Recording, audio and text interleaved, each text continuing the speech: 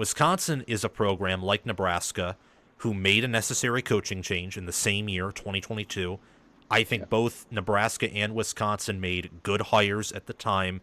There's more of an optimism about Nebraska than Wisconsin, but I think that may be a little bit of a tainted view because Wisconsin's had tougher schedules, and I think, let me quickly calculate this in my head.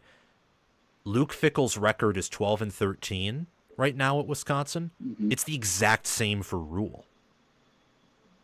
So, Yeah, I think he is 12-13. Yeah. so like Fickell is he on the hot seat? One, and where do you think he is? Where do you think him and his program are heading? And also, because I saw you made that reaction there. That's kind of my reaction when people say is Fickell on the hot seat? Should he be on the hot seat? Yeah, so that's, and I'm just like I said with like betting week to week, I try and not let my preseason influence my week to week picks. I was so high on the Fickell hire. Like I was like, this is one of the best hires ever. I can't believe Michigan State let him go and turned it down. I was like, this is just, he's just so high on Fickell when they hired him. I'm still high on Fickell even if it doesn't work out as Wisconsin, I'm still high on him in the next place that he goes as a head coach or defensive coordinator if he decides to try it in the NFL. He and them are a little bit opposite in that this year lines up for them the way that the year lines up for Nebraska. The schedule does not. Hey guys, it's Sam here, reminding you to subscribe to the channel, click the notification bell, and click the like button if you haven't done so already. College Football with Sam is my dream job. I want to make this the biggest and best college football channel and also cover this sport for the rest of my life. Making sure that more than 42% of our viewers are subscribed and more than 12% of our subscribers have hit the notification bell is a critical part to the channel's success. So make sure that you have liked the video, that you have hit the notification bell, that you have subscribed to the channel, and that if you have the time, watch the video all the way through. Again, this is my dream job. I believe that we can make this the biggest and best college football channel on YouTube.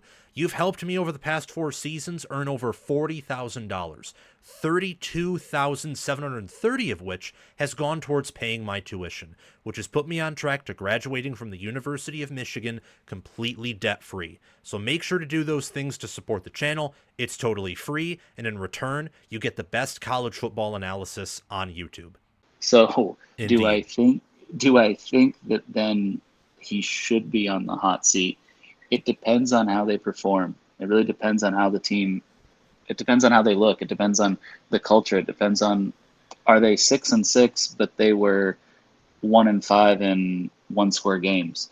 Or were they 7-5 and they were 1-4 in 1-score games? Or, hey, are they 7-5 and they're getting blown out by any good team they play and barely scraping by against mediocre or subpar competition, things like that.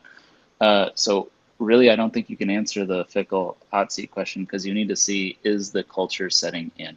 And I have full confidence that it will. So I believe the culture will set in, and you're going to see an improved Wisconsin this year, and you're going to see them play a difficult schedule very, very tightly in their losses and get wins when you say, okay, that's what Wisconsin football looks like. So I'm high on Fickell.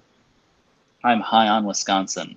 That doesn't necessarily mean that I think they can get it done this year because that schedule is really hard. It is a really tough schedule. It might be the toughest in the country, depending on how it plays out. It potentially at the end of the year, you could look back on that schedule and be like, man, that was like what Georgia had to go through in 24. Like it could play out really, really tough. Great for Wisconsin fan bases. They get all these great games to watch. That's as long as they win some of them. But I hope that the brass at Wisconsin takes that into account and they truly understand the culture of the team before they make a decision on Fickell at the end of this year if the year doesn't go the way it needs to from a record standpoint.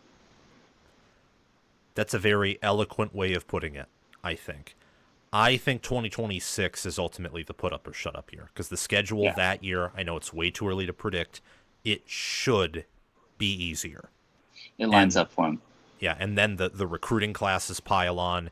They did a very good job in the portal, too. They got Tanner I don't know how you pronounce his last name. Is it Koizl or I don't know, Yeah, so, tight end, something like that. tight end Yeah. from Ball State, who he's tall, he has length, he had 800 receiving yards or something. It's Mhm. someone who I think, if he translates to the Power Four, could be like one of the best tight ends in the country. Obviously, Billy Edwards was nothing special, but he was way better than Braden Locke, who started for a lot of their games. So the more I dug into them, because initially it's not that I was down on Fickell, but I was down on the team combined with the schedule. The more I've done my research and looked into it, they could be down, but they could also find some ways to maybe beat one good team, win all the Yeah. games they should win, and be the best team Fickell has had. It's just that schedule's a gauntlet. Exactly. I think the team lines up for him this year. The schedule lines up for him in 26. And obviously, in college football now, you can't even look at a roster and know what it's going to be the year after because they could get guys back. People could apply for 100th year of eligibility. They could get a good transfer portal class in 100th year in, of eligibility. in the off season. So you can't really look at that. But the team does line up for him in 25 with what they brought in from the portal and who they do have coming back, which are key returners. It's just that schedule's a gauntlet. Like Yeah, the roster fits what Grimes and Tressel want to do. Like yes. Tressel, with what they brought in the portal, if things work out, he can probably finally run 4 down linemen. Like they won't have to go 3-3-5 or whatever cancerous stuff they were running, and that's why Alabama was able to just, pile them. Slaughter them. Yeah, and then on offense with Billy Edwards and how big and tough he is, I mean that's stereotypical Grimes power spread, especially with the O-line that they return.